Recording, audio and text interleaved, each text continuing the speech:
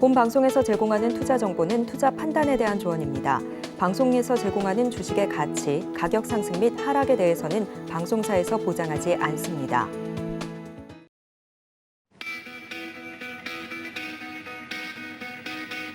시청자 여러분 안녕하십니까? 지난 주말 쏟아진 글로벌 이슈 분석해보고요. 또 우리 시장에 미칠 영향 짚어보는 고수익 작전 타임 새로운 MC를 맡은 이혜은입니다. 저희 최고의 증시 전문가분들과 함께 섬세한 이슈 분석은 물론이고요. 고수익 작전 전략 세워보고 싶으신 분들은 오늘 방송 집중해 주시기 바랍니다. 지난 주말 동안 정말 많은 일들이 있었습니다. 미국의 바이든 대통령, 일본의 기시다 총리가 지난 13일 미국의 백악관에서 만났고요. 양국 정상들 서로의 이름을 부를 정도로 굉장히 친근한 모습도 드러냈다고 합니다. 하지만 이 모습을 바라보는 우리나라의 시선은 복잡해질 수밖에 없는데요. 미국과 일본이 함께 끈끈해질수록 칠포동맹에서 한국의 입지가 좀 좁아진다라는 이야기들이 나오고 있기 때문입니다. 이 부분에도 상당히 집중을 해보셔야겠고 또 오늘은 세계 경제 포럼이죠. 다보스 포럼도 개최하는 날입니다. 앞으로 20일까지 이어지게 될 텐데 이번 주에도 굵직한 이슈들 역시 자리하고 있습니다. 실내 마스크 착용 의무 논의가 내일 예정이 되어 있고요. 그리고 일본 은행에서 과연 통화 정책을 어떻게 짜 나갈 것인가 이 부분에도 좀 집중을 해보셔야 하는 한 주가 될 것 같습니다. 자, 그럼 고수익 작전 타임 우리 시장 오늘은 어떤 작전이 필요한지 전문가분들 모시고 이야기 나눠 보도록 하겠습니다. 자, 오늘은 어떤 분과 함께 이야기 나누게 될까요? 자, 저희 신승용 명지대 경제학과 겸임 교수님 나와 계십니다. 안녕하세요. 네, 안녕하십니까. 네, 교수님, 지금 중국에서는 경기 부양 기대감이 솔솔 흘러나오고 있는 상황입니다. 국제 원자재 가격의 상승세가 이어질 것인가 이 부분에 대해서 이야기를 해볼 수밖에 없는 것 같은데 작년 한 해 동안 굉장히 원자재 가격 상승을 불러일으켰던 러시아와 우크라이나 전쟁이 계속해서 지속되는 모습이고 주말 동안에도 좀 많은 일이 있었습니다. 네네. 지금 말씀하셨다시피 지금 현재의 상황 어찌 보면 미국으로부터는 통화 정책 그리고 중국으로부터는 경기 부양이라는 새로운 어떤 그 시장 내 이슈 내지는 시장을 좌지우지할 만한 그런 부분들 미국과 중국 특히나 G2 국가를 중심으로 해서 우리가 좀 집중을 좀 해봐야 되겠다라는 부분 분명하게 좀 말씀을 좀 드려봅니다.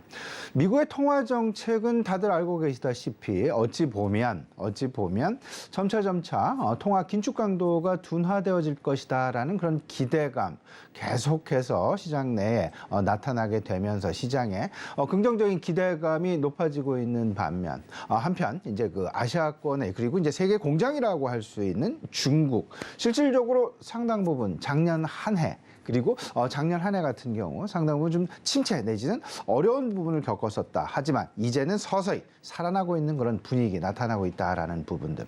그런 부분들이 결국은 제가 여러 차례 말씀을 좀 드린 바가 있었습니다. 글로벌 경기 연착륙과 경착륙에 대한 바로메타는 결국은 국제 원자재 가격의 방향성을 우리가 찾아볼 수밖에 없다라는 점. 연착륙에 대한 기대감이 커지면 커질수록 국제 원자재 가격의 하락은 오히려 둔화되면서 상승 반전될 가능성이 상당 부분 높을 것이다라는 점. 이 부분에 우리가 좀 집중을 해보면서 최근 들어서 국제 원자재 가격의 바로메타라고 할 수 있는 구리 가격의 상승 상당 부분 좀 실질적으로 나타나고 있다라는 점. 구리가 최근 들어서 7개월 만에 톤당 9,000달러를 돌파하는 그런 모습 나타났었습니다. 잠깐 좀 그래프를 보시게 되면요. 최근 들어서 그 상승폭이 상당 부분 가파르게 나타나고 있다라는 점 우리가 찾아볼 수밖에 없을 것 같은데 골드만삭스는 올 연내 11,500달러도 돌파할 가능성이 있을 수 있다라는 점 부각을 시키면서 실질적으로 국제 원자재 가격의 상승 상당 부분 우리가 바라봐야 될 것이다. 근데 이에 대한 이 작동 경로를 우리가 좀 잘 살펴봐야 됩니다. 국제 원자재 가격의 상승이 왜 그리고 어떤 부분을 기점으로 해서 시작이 되었을까 생각을 해본다라면 우리 시청자분 다들 기억하시죠? 중국의 부동산 경기 침체라는 부분. 그게 상당 기간 이때까지 지속이 되어 왔었습니다. 그때부터 사실상 국제 원자재 특히나 철광석을 중심으로 해서 건설 자재에 대한 가격 하락폭 상당 부분 크게 진행되었던 것이 사실이었는데요. 작년 하반기부터 실질적으로 중국의 부동산 중심의 경기 부양책 실질적으로 시장에 집행이 되게 되면서 부동산 부양이 건설 자재 가격을 상승을 시키고 건설 자재 가격은 건설 중심의 건설과 상당 부분 밀접한 영향이 있는 원자재를 중심으로 해서 그 가격을 올리고 있다, 상승시키고 있다라는 점. 결국 중국의 경기 부양책은 두 가지로 집중이 됩니다. 요약이 됩니다. 하나는 위드 코로나라는 부분 한 가지, 그리고 또 하나는 건설 중심의 경기 부양. 이 두 가지가 될 것 같은데 분명한 것 또 하나 우리가 좀 챙겨봐야 될 부분 분명히 있습니다. 중국의 경기 부양책은 어찌 보면 양날의 검일 수 있다. 무슨 말씀이냐 하면 그 경기 연착륙에 대한 기대감, 긍정적인 부분이 되겠습니다. 중국의 경기 부양책은 수요를 증가시키고 수요가 증가되면 결국은 경기 경착륙이 아닌 연착륙 쪽으로 시장 그리고 실물 경기의 진행이 예상되면서 우리 증권시장 내 상당 부분 긍정적인 반향을 일으킬 수 있다. 하지만 이때까지 사실상 주요국의 통화 정책이 인플레이션을 둔화시키기 위한 노력에 상당 부분 집중되었다라는 점을 생각을 해본다라면 중국의 경기 부양책이 한껏 잠잠해지고 있는 인플레이션, 정점을 통과하고 둔화되어져 가고 있는 인플레이션에 오히려 역풍을 일으키면서 다시금 인플레이션의 우려감이 커질 가능성이 있다. 그 인플레이션에 대한 우려감이 지속되는 한 그 부분은 지금 현재 계속 우리가 우려감으로 마음속 그리고 우려감으로 잔존하고 있는 고금리 지속에 대한 어떤 그 우려감이 계속될 수밖에 없다. 이런 두 가지 잘 생각을 해보시면서 지금 당장 어떤 부분에 우리가 집중을 해야 될 것이고 좀 중장기적으로는 어떤 그림에 좀 집중을 해야 될 것인지 좀 요약을 해서 말씀드리면 단기적으로는 중기 경기 부양책에 우리가 집중을 해보자. 하지만 큰 그림 속에서는 이게 혹여나 미국의 통화 정책에 영향을 끼칠 지금 인플레이션을 잡아놨는데 그게 다시금 고개를 들 수 있는 그런 상황으로 치닫게 될 수도 있다라는 부분 우리가 계속해서 조심스럽게 중국의 경기 부양 관련해서 원자재 가격의 동향도 잘 살펴봐야 될 것이고 그리고 뭐 미국의 국채 금리의 가격도 잘 살펴봐야 될 것이고 이게 어떻게 방향성을 가지고 갈지 어떤 쪽에 조금 더 힘이 실리게 될지 아니면 어떤 쪽에 더 힘이 빠지게 될지 이런 부분들 잘 살펴보면서 시장의 흐름 전개 사항 힌트로 매우 중요한 힌트로 삼아 나가셔야 될 것 같습니다. 예, 지난 한 해 동안 원자재 가격 상승이 고물가 현상을 이끌어왔고 이것이 결국에 현재 금리 인상기를 가지고 왔다라고 봐도 좀 무방할 것 같은데 또 한 해의 변수가 바로 중국이다라는 이야기를 해주셨어요. 중국의 경기 부양책이 어떤 새로운 국면을 국제사회, 글로벌 증시에 이끌고 올 것이냐에 대한 부분 저희 신승용 명지대 교수님께서 이야기를 해주셨습니다. 자, 그렇다면 우리 시장 얘기 좀 본격적으로 해본다면요. 외국인들의 매수세가 올 들어서 굉장히 좀 많이 들어오고 있다라고 봐도 무방할 것 같은데 핵심적인 배경이 되는 것은 무엇이라고 좀 보고 계시나요? 자, 이제 그 앞서서 말씀을 드렸던 중국의 경기 부양책이랄지 이제 국제 원자재 가격의 상승이랄지 이런 전반적인 이제 우리 그 증권 시장 주변에 있는 다른 시장들의 움직임 이런 방향성을 보면 지금 우리가 조금 더 앞으로 향후 시장의 전개 방향을 조금 더 쉽게 좀 예측할 수 있지 않을까라는 그런 생각인데요. 앞서서 말씀해 주셨다시피 새해 들어서 외국인이 한 3조 원 가까운 순매수가 나타났습니다. 지난 12월에 외국인이 1.7조 원을 순매도한 거에 비해서는 상당 부분 긍정적인 어떤 그 방향 나타나고 있다라고 보셔야 되겠는데 외국인들의 외국인들의 매수세 유입과 맞물려서 새해 들어서 우리나라 그 코스피 주가 상승률 한 7% 정도 상승이 됐죠. 이런 부분 특히나 시총 대형주들을 중심으로 해서 외국인들 비어있는 포트폴리오를 다시금 채워나가는 그런 모습들이 나타나고 있습니다. 근데 여기서 외국인들이 우리나라 시장을 사고 있는 매수, 순매수 기조에 대한 어떤 핵심 배경 정리를 해보면 세 가지로 압축이 됩니다. 하나는 미국의 그 통화 긴축 강도가 둔화될 것이다라는 그 기대감. 두 번째는 중국의 리오프닝. 그리고 세 번째는 이 두 가지가 다 맞물려 있는 결국은 달러화의 약세 기조. 달러화의 약세 기조. 최근 들어서 달러 인덱스를 살펴보시게 되면 약 103포인트 내외까지 최고점은 110포인트도 넘어 있는 그런 상황이었습니다. 이게 지금 103포인트까지 내려와 있는 그런 상황. 달러화의 약세 기조. 이런 부분들과 맞물리게 생각을 해보면 우리 시청자님 이 부분 잘 생각해 보셔야 됩니다. 외국인들 입장에서 달러화의 약세 전환. 이 부분은 어떤 시사점을 갖느냐. 결국은 달러화 환산 주가를 우리 시청자분 잘 생각해 보셔야 됩니다. 달러화 환산 주가. 결국 같은 삼성전자가 6만 원이다 할지라도 달러화가 약세로 전환을 하게 된다면 삼성전자의 주가는 6만 원에 계속 있다 하더라도 달러화로 환산을 하게 되면 주가는 오히려 상승하게 됩니다. 이런 부분들을 좀 잘 생각해 보셔야 되겠다. 결국 달러화의 약세가 자금의 이동 경로를 미국 시장 중심에서 이제 신흥국 중심으로 점차 확산되어져 나가는 기로에 서 있다라는 점. 과거 작년 한 해 글로벌 자금을 미국으로 다 달러화의 강세로 인해서 빨아들였다라면 이제는 달러와 약세 전환 기조로 변화가 되게 되면서 그런 기대감이 팽배해지면서 미국으로 모였던 자금이 다시금 신흥국으로 다시 리턴을 하게 되는, 회귀하게 되는 그런 모습들이 나타나게 될 것이다. 앞서서 말씀을 드렸던 어떤 그 달러와 환산 주가. 우리나라 조금 좀 최근 들어서 좀 안타까운 얘기들이 많이 나오고 있죠. 그 서학개미. 소위 말하는 달러화 환산 주가.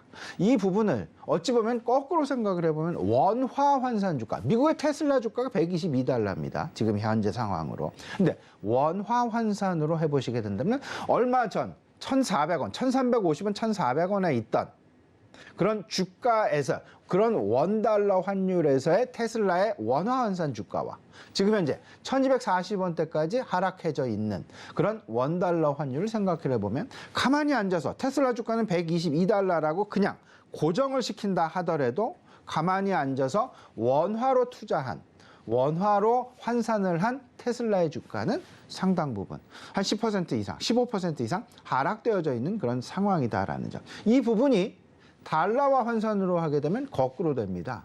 그러다 보니까 외국인의 유입이 너무나 자연스럽게 우리나라 주식시장으로 유입이 될 수밖에 없다라는 점. 이런 큰 그림 속에서 우리 시청자 여러분들 중국의 리오프닝과 미국의 긴축 강도 둔화 이런 그림들이 결국은 달러화라는 어떤 소위 말하는 환율 시장이라는 부분에 직접적으로 영향을 미치게 되면서 이 부분은 결국 순차적으로 각 해당 국가, 특히나 우리나라 중심의 어떤 그 주식 시장의 외국인들의 주식, 소위 말하는 매력도의 변화를 일으킬 수 있다라는 점. 이런 부분들을 잘 생각을 해보시면 제가 왜 이런 말씀을 드리는지. 그래서 따라서 서학개미들의 어떤 그 우려감, 이런 부분과 지금 현재 외국인들의 우리 시장을 향하는 자세, 서로 상반되어져 있다라는 부분 잘 생각해 보시면 아마도 긍정적인 해답 내지는 긍정적인 방향 참고가 되실 수 있지 않을까 생각이 됩니다. 네, 어쨌거나 외인 매수세와 함께 상승을 이어나가고 있는 우리 시장입니다. 물론 작년 말 분위기와 비교를 하면 1월효가 올해는 없을 것이다 이런 이야기도 있었습니다만 그럼에도 불구하고 현재는 그래도 우리 시장 잘 가고 있고 1월효과 누려보고 있다라고 이야기를 할 수 있을 텐데 신승용 교수님께서는 직접적인 배경은 달러와 약세 전환에 있었다라는 이야기 해주셨습니다. 자, 그렇다면 다음은 신승용 교수가 직접 포착한 히든 이슈를 체크를 해봐야 될 텐데요.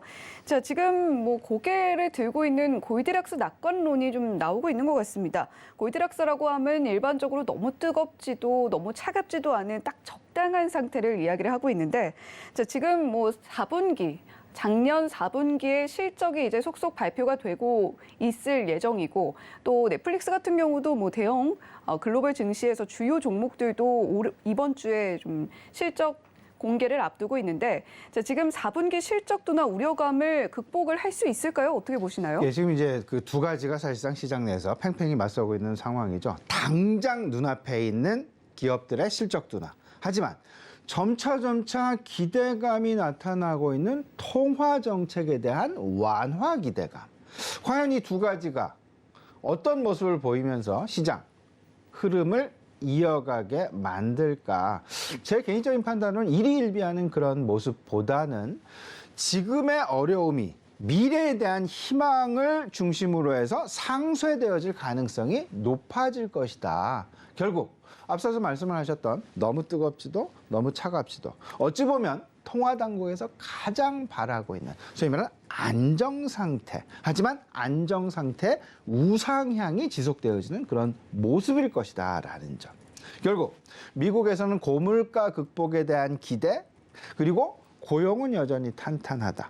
이런 부분들. 실질적으로 지난주 발표된 미국의 12월 소비자 물가 지표 6.5%대로 안정화되어지는 그런 분위기 계속되고 있고, 중국에서는 리오프닝에 대한 기대감으로 바클레이즈에서는 이런 얘기를 했었죠. 기존 올해 GDP 성장률을 중국에 대한 GDP 성장률 3.8%에서 무려 1%포인트나 상향 조정하는, 거의 5%에 육박하는 4.8%로 상향 조정하는 그런 모습들. 결국 앞서서 말씀드렸다시피 실물 경기는 진행되지만 실물 경기의 둔화세가 다소간 진행이 되긴 하지만 미래에 대한 기대감이 이를 상쇄시킬 가능성이 상당 부분 높을 것이다.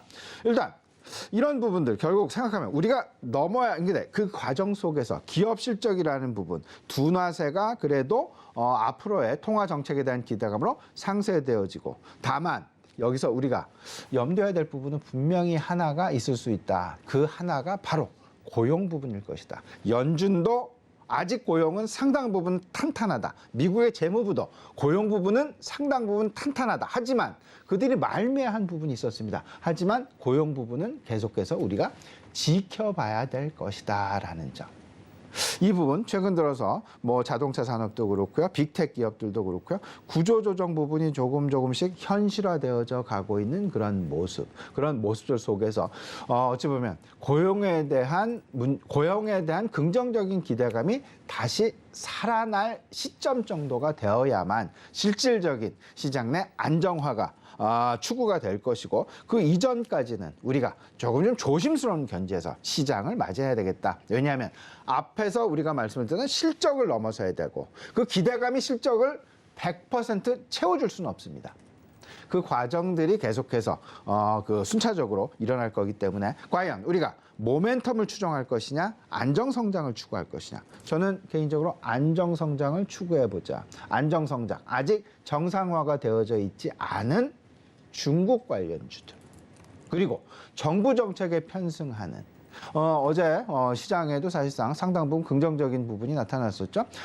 윤석열 대통령이 아랍에미레이트를 방문을 하면서 실제로 37조 원에 달하는 어떤 그 수주를 이끌어 왔다라는 부분들, 정부 정책에 편승하는 그런 우리 투자 전략도 상당 부분 유의할 수밖에 없겠다. 그렇게 된다면 지금 시간상 오늘 투자 전략 간단하게 제가 말씀을 좀 드리고 싶은데요. 포트폴리오 구성을 세 가지 중심으로 해보자 말씀을 좀 정리해 보입니다. 일단 정부 정책에 편승하자. 첫 번째. 두 번째, 위드 코로나.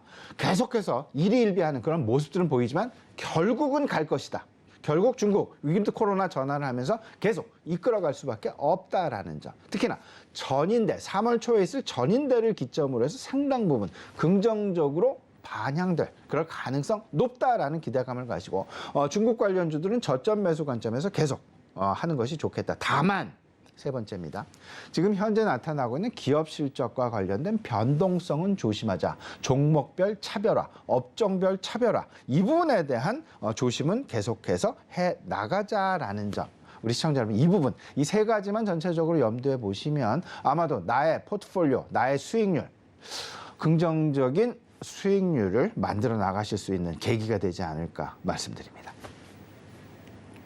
네, 안정적이되 우상향을 이어가는 골드락스, 많은 분들이 기대하고 계실 텐데 이것을 가능케 하려면 실적이 1차적으로 안정이 되어야 되겠고, 또 고용지표 역시 안정이 되어야 할 것이다라는 이야기 신승용 교수님께서 해주셨습니다.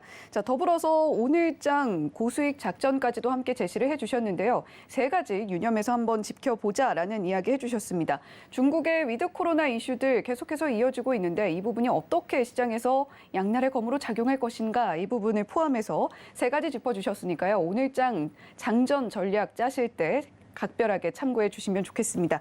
자, 지금까지 신승용 명지대 경제학과 겸임 교수와 함께했습니다. 고맙습니다. 네, 계속해서 지난 밤사이 쏟아진 이슈 속에서 주목해야 할 업종에 대한 작전 세워보는 시간 가져보도록 하겠습니다. 교보증권 여의도금융센터 윤여민 FP 전화 연결돼 있습니다. 안녕하세요. 네, 안녕하십니까. 네, 윤여민 FP님, 전일 국내 증시 리뷰부터 좀 진행을 해 주시죠. 네, 일단은 좀 지난주 좀 리뷰를 해드리면 일단은 미국 물가 지표 좀 금통위 결과를 좀 안도를 하면서 좀 상승 마감했다라고 좀 말씀을 드릴 수 있을 것 같은데 다만 좀 수급 편차가 좀 크게 좀 나는 편이기 때문에 업종별로 좀 차이가 좀 상당히 났다라고 볼 수 있을 것 같고 뭐 예를 들어서 코스피 대형주 같은 경우는 강세, 뭐 코스닥은 좀 대형주가 약세 이런 흐름을 좀 보였다라고 볼 수 있을 것 같습니다. 좀 자세히 말씀을 드리면 일단 첫 번째로 미국의 이제 CPI 같은 경우는 좀 예상치 수준으로 좀 공개가 됐죠. 특히 이제 에너지라든지 중고차 가격이 좀 하락을 했고 식품 가격 상승폭이 좀 둔화된 반면 뭐 서비스라든지 뭐 주거 비용 상승세는 여전히 좀 부담이 되었다라고 볼 수 있을 것 같습니다. 뭐 결국 뭐 해석하기 나름입니다만 일단 수치가 주는 좀 안도감이 좀 있었다라고 볼 수 있을 것 같고 전월 대비했을 때 상승폭이 지금 0.6% 정도 좀 낮아진 점에서 좀 추세적으로 좀 지속 낮아지고 있다는 점에서 지금 시장은 좀 안도했다라고 볼 수 있을 것 같습니다. 그리고 이제 두 번째로 우리나라 이제 금통위 결정 역시 좀 예상치 수준이라고 볼 수 있을 것 같은데 0.25% 좀 인상을 하면서 3.5% 정도 조달을 했고 뭐 동결 주장 같은 경우도 2명이 있었습니다. 결국 이제 사실상 국내 금리 인상 같은 경우도 이제 마무리 수순이라는 좀 평가가 있기 때문에 이런 측면에서 좀 시장은 안도했다 볼 수 있을 것 같고 지금 현재 좀 수급의 상황을 보게 된다고 하면 외국인은 좀 대형주를 좀 중심으로 집중 매수가 좀 들어가고 있는 상황입니다. 특히 이제 기관 같은 경우는 뭐 보험, 유통, 통신 등에서 이제 대부분 이제 이 섹터를 제외하고는 대부분 섹터 지금 매수를 하고 있는 상황이라 볼 수 있을 것 같은데요. 뭐 그럼에도 불구하고 아직까지 양 시장 모두 지금 이제 과열권이 아니다. 그러니까 좀 더 추가적인 상승이 있을 수 있다라고 좀 말씀을 드릴 수 있을 것 같습니다. 그리고 일단 1월부터 개인들 같은 경우는 순매도 규모가 좀 상당히 큽니다. 2012년 이후에 최대를 좀 기록하고 있는 중인데 결국 이제 개인들의 매도세가 클수록 또 외국인과 기관의 매수세가 좀 클수록 좀 지수가 좀 상승하는 좀 경향이 있기 때문에 그런 측면에서 제가 볼 때는 좀 더 추가 상승의 시도는 좀 꾸준히 나오지 않을까라는 좀 생각을 하고 있고 뭐 이런 측면에서 좀 차분히 낙폭이 컸던 좀 경기 기반 관련된 종목에 대한 좀 관심이 좀 필요하지 않을까라는 좀 생각을 하고 있습니다. 네, 올해 아직 많은 시간이 흐르지는 않았습니다만 아직까지는 중소형주보다는 대형주 위주의 상승이 나오는 흐름들 포착이 되고 있습니다. 이를 가능케 한 것이 대형주를 매수하고 있는 외국인들의 매수세다라는 이야기 윤여민 FP님께서 해주셨고요. 자, 이번에는 관심 있게 살펴야 할 섹터별 포인트를 짚어보는 순서죠. 오늘은 2차 전지 섹터를 준비해 주셨다고 들었는데 자, LG 에너지 솔루션이 일본 혼다와 미국의 합작 공장을 설립한다라는 소식이 전해져 있는 상황입니다. 자, 이 소식 관련해서 어떤 내용 좀 살펴봐야 될까요? 네, 일단은 이제 테슬라가 아무래도 2차전지 섹터에서 좀 가장 상징적인 종목이라 볼 수 있을 것 같은데 지금 테슬라가 좀 흔들거리면서 이제 작년 12월에 2차전지 섹터 같은 경우는 뭐 최대 20%까지 좀 급락이 나왔었습니다.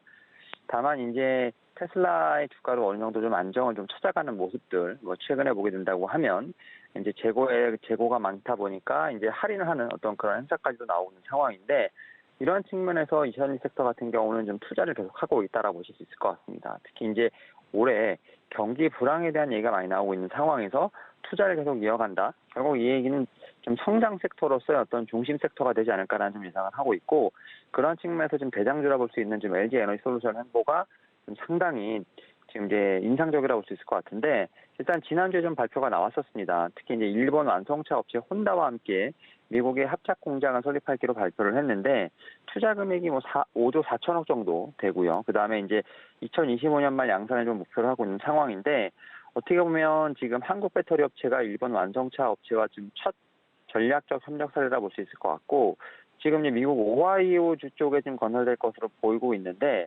사실은 이제 이 어떻게 보면 미국에 진출하려는 이유가 결국은 이제 IRA 관련된 부분들이 아닐까 좀 생각을 하고 있습니다. 특히 이제 이 세제 혜택과 관련된 부분들 충분히 좀 제가 볼 때는 노려볼 만 하겠습니다만 결국 미국 시장 자체가 상당히 좀 이제 매력적이라는 측면이 있지 않을까 좀 생각을 합니다. 지금 이제 미국의 전기차 배터리 시장 같은 경우는 2021년에 그러니까 재작년에 64기가와트였지만 2025년엔 453기가와트. 그러니까 연평균 성장률은 63%에 좀 달하는 상황이기 때문에 결국 뭐 전기차뿐만 아니라 2차 전지 쪽에서 봤을 때도 상당히 좀 매력적인 시장이 되지 않을까라는 좀 생각을 하고 있습니다. 다만 이제 시장 자체는 좀 커가고 있는 상황입니다만 단기적인 좀 불확실 요소도 분명히 존재한다 볼 수 있을 것 같은데 뭐 리오프닝 관련된 부분들 아직까지 조금은 좀 이제 불확실한 부분들이 있죠. 여기다 또 유럽의 전기차 수요 둔화라는 부분도 좀 약간 제가 볼 때 악재로 좀 떠오르는 부분이 있겠습니다만 아무래도 장기적인 성장에 대한 믿음이 좀 있다고 하면 오히려 좀 단기적인 불확실성에 대한 조정은 오히려 저가 매수의 기회가 아닐까 좀 생각을 하면서 이런 측면에서 매매 전략을 삼는 것도 하나의 방법이 아닐까라고 좀 말씀을 드려보도록 하겠습니다. 네, 앞서서 윤여민 FP님께서도 짚어주셨습니다만 LG 에너지솔루션이 일본 완성차 업체죠. 혼다와 미국의 배터리 합작 공장을 건설합니다. 자, 더불어서 미국 GM과도 합작 공장을 건설한 LG 에너지솔루션은 혼다, 포드까지 합작 공장을 추진하면서 시장이 더욱더 커질 예정인데 자, 이렇게 미국 진출에 열을 올리고 있는 이유에 대해서 윤여민 FP님께서 자세하게 풀어주셨습니다. 자, 그렇다면 2차 전지 섹터에 대한 이야기 좀 전반적으로 LG 에너지솔루션을 중심으로 풀어봤고 오늘 시장에서는 어떤 대응 전략이 좀 필요할까요?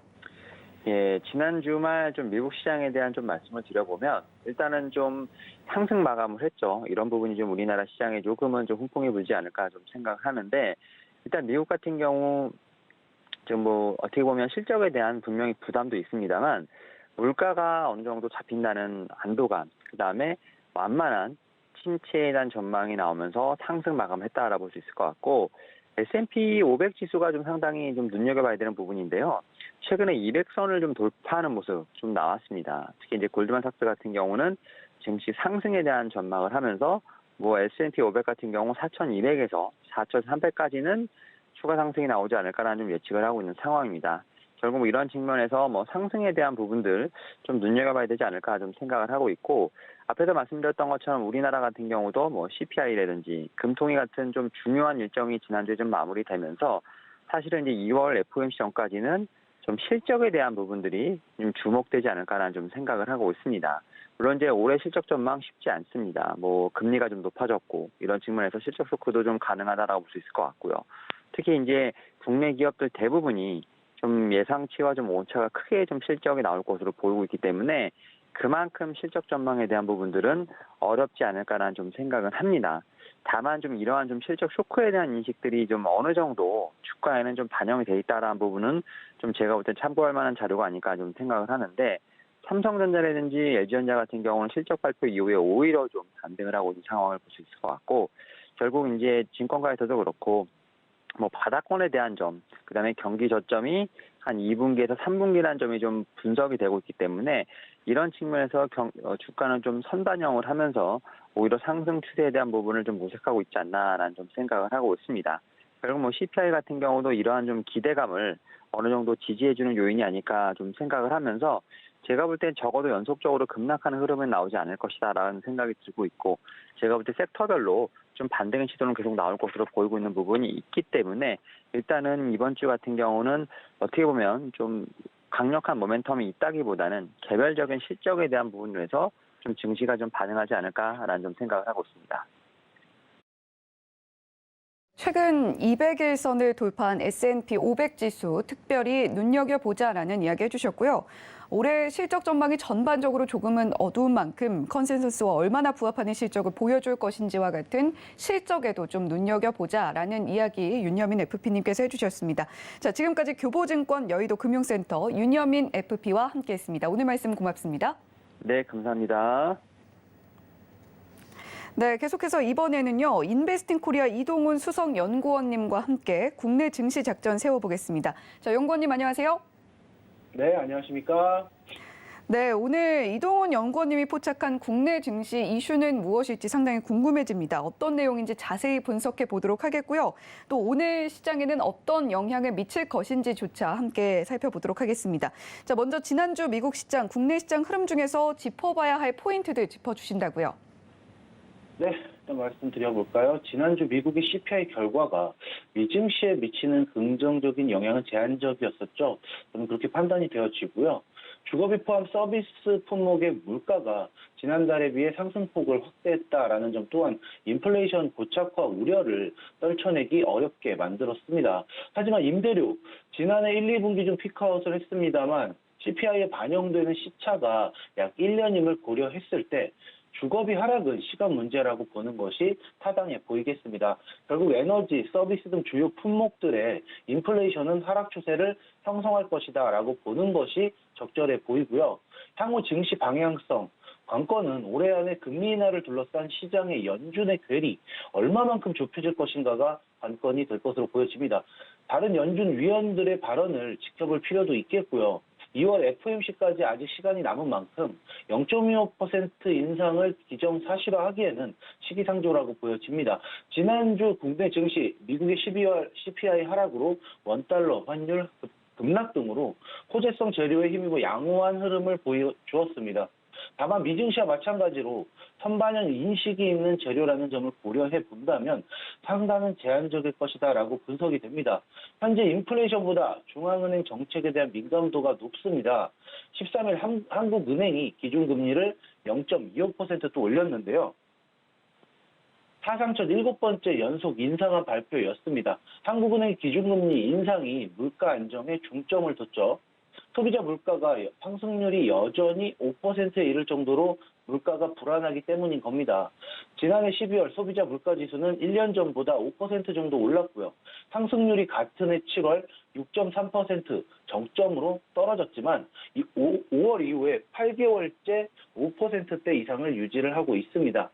향후 1년간의 소비자 물가 상승률 전망치에 해당하는 기대 인플레이션율도 3%대 후반으로 높은 수준입니다.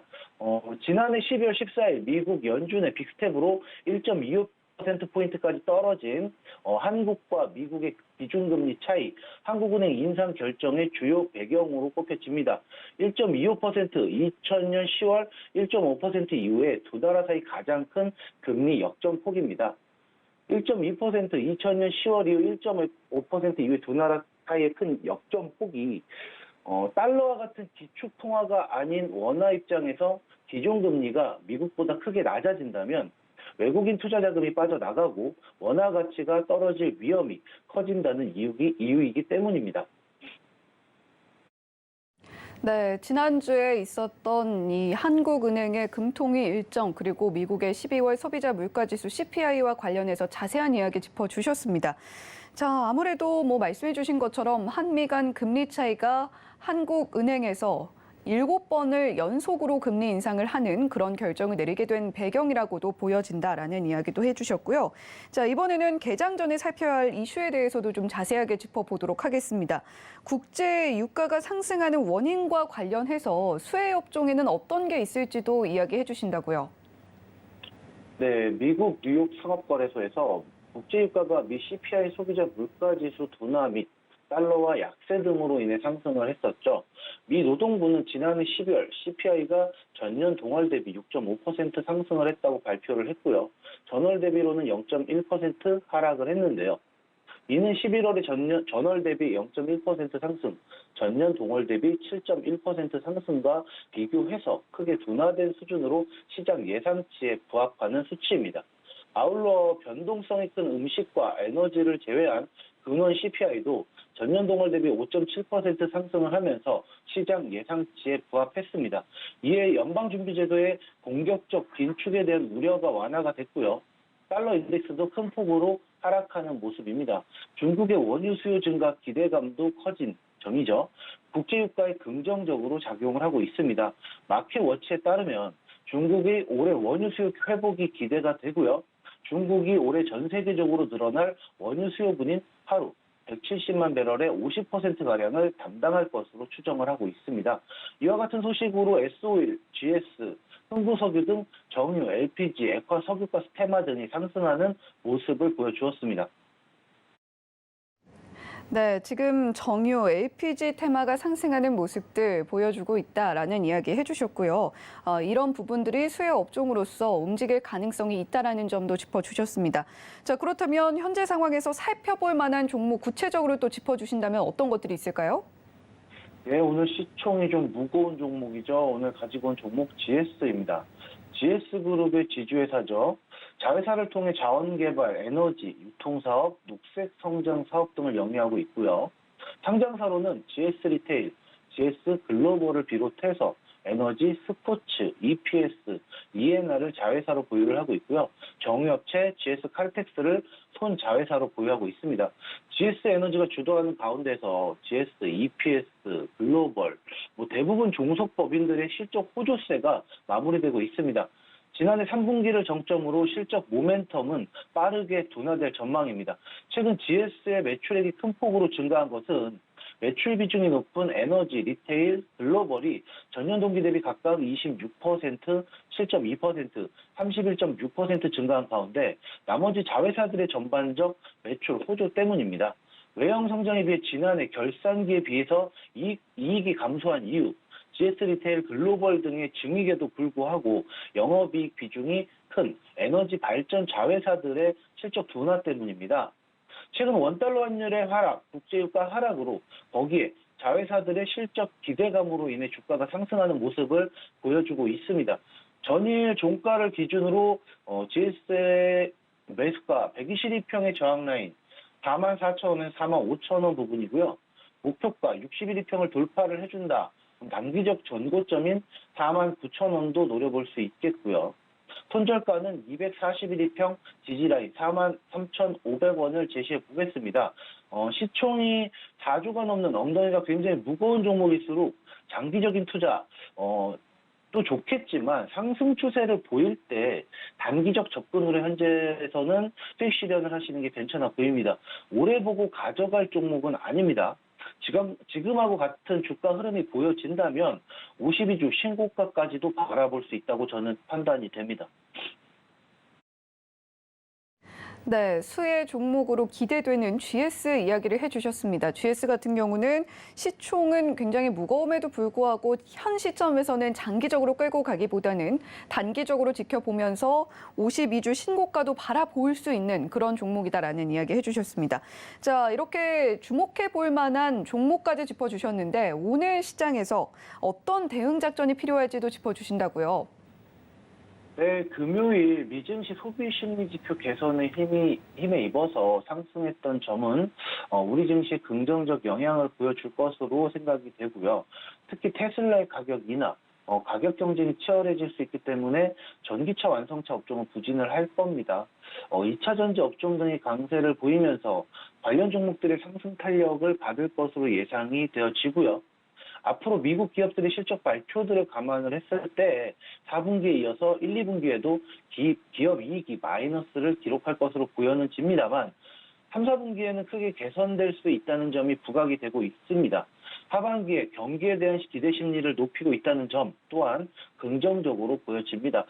하지만 상반기 경기 둔화에 따른 실적 부진 우려, 밸류에이션 부담감을 높일 수 있기 때문에 상승 모습을 보여지기는 하겠습니다만 차익 실현 매물이 나올 수 있기 때문에 매매하시는데 참고하시기 바라겠습니다.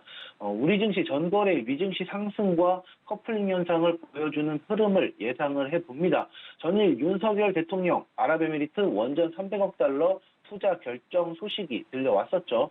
원전 관련주 강한 상승세를 보일 것으로 예상이 되고요. 원전 관련주 관심 가지고 지켜보시면서 수익 실현하시고 그 외 다른 섹터별 순환매 돌아가는 장세에 원전 관련주들 또 아랍에미리트 수주 관련주들 한번 지켜보시기 바라겠습니다. 네, 전 거래일 미 증시의 훈풍이 오늘 우리 시장에도 깃들 것으로 예상이 된다. 더불어서 주말 동안 있었던 아랍에미리트 순방에 대한 결과 역시 좀 주목해 보면서 원전 섹터도 지켜보자라는 이야기 해주셨습니다. 지금까지 인베스팅 코리아 이동훈 수석연구원과 함께 국내 증시 이슈와 특징주까지 살펴봤습니다. 감사합니다. 네, 감사합니다.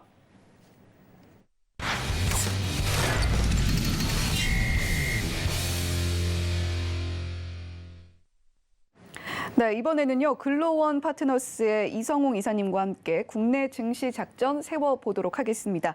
자, 이사님, 안녕하세요. 네, 안녕하세요. 네, 오늘 이성웅 이사님이 포착한 국내 증시 이슈는 무엇인지 또 상당히 궁금해집니다. 어떤 내용인지 자세히 분석해보고 또 오늘 시장에는 어떤 영향 미칠지도 알아보도록 하겠습니다. 자, 첫 번째 이슈입니다. 설 연휴가 어느덧 이렇게 또 코앞으로 다가왔는데 이번 한 주 동안 시장에 영향을 미칠 만한 요소로는 어떤 게 있다고 좀 보고 계신가요?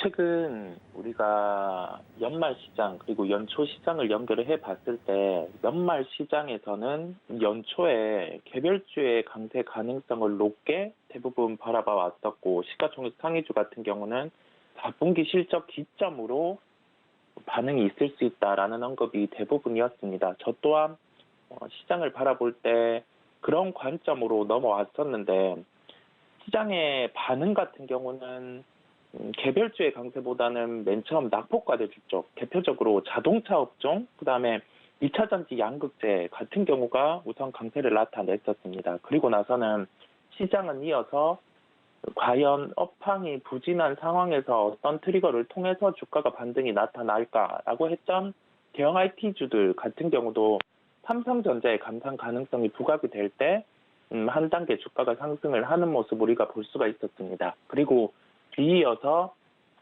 플랫폼과 관련된 네이버 카카오라든지 아니면 또 빠져있던 중국과 관련된 리오프닝 업종 이런 쪽들이 상승을 이어가면서 개별주 강세도 물론 나타나긴 했지만 시가총액 상위주들의 상승 같은 경우가 개별주보다는 강함을 알 수가 있었습니다. 이번 주의 포인트 같은 경우는 첫 번째로는 주말간 암호화폐의 반등세입니다. 우리가 암호화폐의 강세 같은 경우는 통상 성장주의 부각 환경 또는 시장이 변화가 할 수 있을 때 나타나는 현상입니다.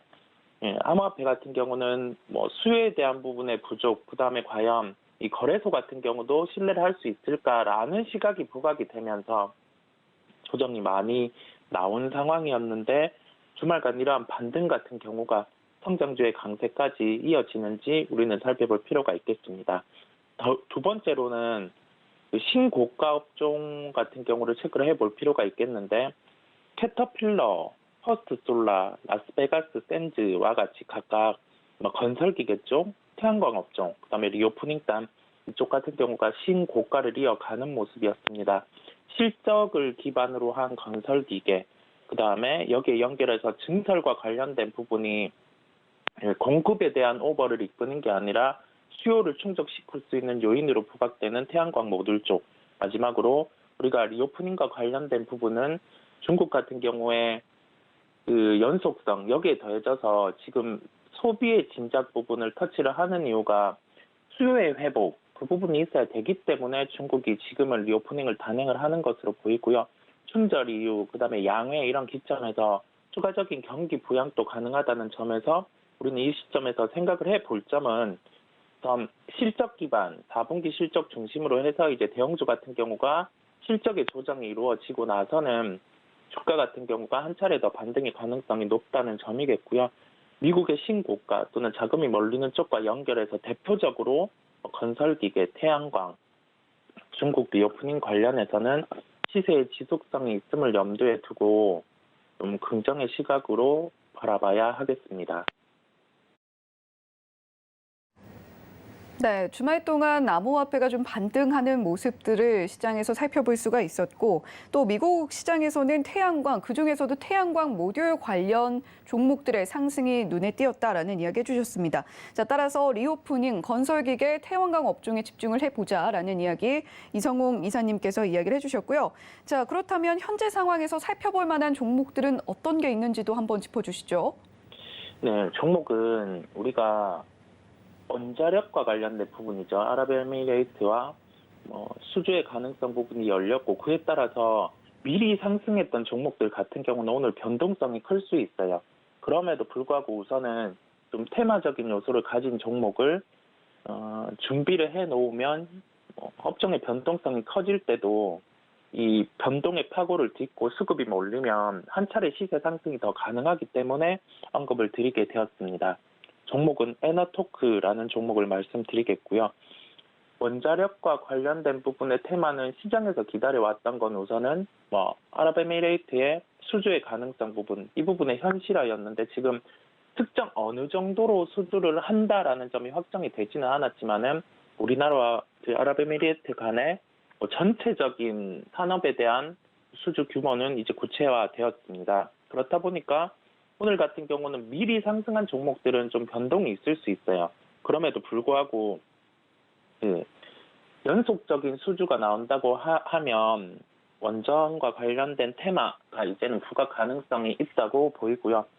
에너토크 같은 경우는 원전용 액추에이터 사업을 영위하고 있습니다. 우리가 용어로 보자면 좀 생소하고 어려울 수 있는데 이 부분을 쉽게 설명을 드리자면 우리가 일본의 원전 사고 또는 원전 같은 경우는 좀 사고의 위험성이 발생의 가능성은 낮지만 실제 발생을 했을 때는 큰 사고가 될 수 있기 때문에 안전 관리와 관련된 부품 같은 경우는 좀 승인을 잘 내주지도 않고 승인을 받더라도 계속 좀 재검사 부분을 통과를 해야 됩니다. 근데 원전용 액추에이터 같은 경우는 원전 안전 관리와 관련된 부품이고요. 글로벌로 한 3개 정도밖에 승인이 나지 않은 그러한 제품이기 때문에 좀 부가가치도 있고 이와 관련된 사업을 에너토크가 영위를 하고 있습니다. 우리가 그 점을 생각하고 원전 같은 경우에 테마 같은 경우는 한 종목만 강한 게 아니라 좀 수급에 따라서 변동이 오고 가고 할 수 있다는 점을 생각을 하고 그러한 관점에서 현재 시가총액이 1,180억 원 수준 정도인데 한 1,300억 정도의 시가총액까지는 그래도 테마에 부각이 받으면 상승이 가능할 것으로 보입니다. 이런 점을 종합해서 가격 접근은 11,600원대 접근 가능하다는 결론입니다. 네, 주말 동안 아랍에미리트 순방으로 인해서 분명히 오늘 시장에서 원전 섹터가 강하게는 흘러갈 것 같은데 이성홍 이사님께서는 그중에서도 에너토크를 선정을 해 오셨습니다.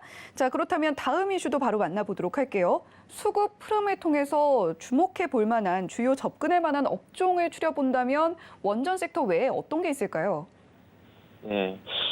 시장 같은 경우가 시가총액 상위주들 키 맞추기 현상이 지속이 되고 있고 그리고 나서 상반기의 중심은 뭐니 해도 중국 쪽의 수요가 견인을 할 것으로 보입니다. 왜냐하면 이 부분 같은 경우는 중국 경기 부양 관련해서 성장주가 미리 부각이 되었고 이 성장주의 부각 환경은 중국의 경기 부양이 국경제 스타일로 전부 다 이루어지는 게 아니라 플랫폼 중심의 경기 부양의 비중이 한 70%, 그다음 나머지가 한 국경제 쪽의 경기 부양으로 이루어지기 때문입니다. 우리가 이 점을 생각을 하고 좀 작년에 소외됐던 업종 이 부분을 중국의 소비와 연결을 시켜 본다고 하면은 카카오페이라든지 아니면 네이버, 화학 철강 업종 쪽 같은 경우는 작년에 소외되었다고 올해 같은 경우도 등한시할 게 아니라 상반기는 중국이라는 중심으로 해서 소비 진짜 이 부분의 컨셉을 통해서 주목을 해볼 필요가 있겠습니다. 네, 이렇게 우리가 중국 관련해서 지켜볼 만한 그리고 시가총액 상위주 중에서는 어떤 것들 지켜봐야 할지도 짚어주셨는데요. 자, 그렇다면 두 번째 이슈로 포착할 만한 특징주는 어떤 게 있을까요? 금요일에 강했던 포스코홀딩스를 말씀드리겠습니다. 4분기 실적은 시장 예상치를 하회할 것으로 전망이 됩니다. 실적의 조정도 어느 정도 나온 상황이고 이 실적을 만약에 10% 이상 하회한다고 하면 주가는 한번 조정이 나올 수 있어요. 그런데 그 관점에서 실적을 보고 매도 대응하는 게 아니라 이제는 실적을 보고 주가가 하락할 때는 적극적인 매수 대응을 해야 된다는 말씀을 드립니다. 이게 왜냐하면 본업, 모든 주가는 본업이 중요한데 철강 산업은 재고가 쌓이고 수요 같은 경우가 진작이 되지 않으면서 본업이 부진했습니다. 그런데 철강 가격부터는 중국의 수요가 대표적으로 견인을 하게 됩니다. 그러면 우리가 서두에 언급드린 부분처럼 중국의 경기 부양 같은 경우가 진작이 된다 하면은 재고 같은 경우가 줄어들고 개인 소비도 있지만 기업 소비 같은 경우도 인프라 측면이라 투자라든지 그러한 부분에서 철강의 수요의 증대 요인이 될 것으로 보입니다. 그러면 우리는 4분기 실적 발표 기점 조정 시 적극적인 매수 대응 가능하다는 말씀을 드리고요. 가격 접근은 30만 원대 접근 가능하다는 결론입니다.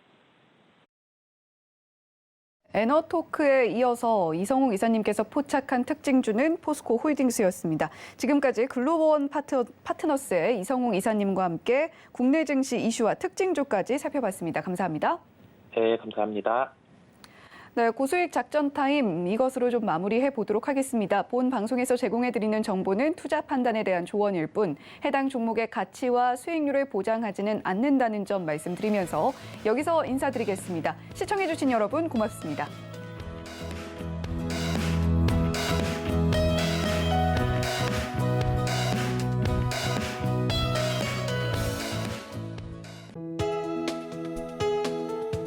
본 방송에서 제공하는 투자 정보는 투자 판단에 대한 조언입니다. 방송에서 제공하는 주식의 가치, 가격 상승 및 하락에 대해서는 방송사에서 보장하지 않습니다.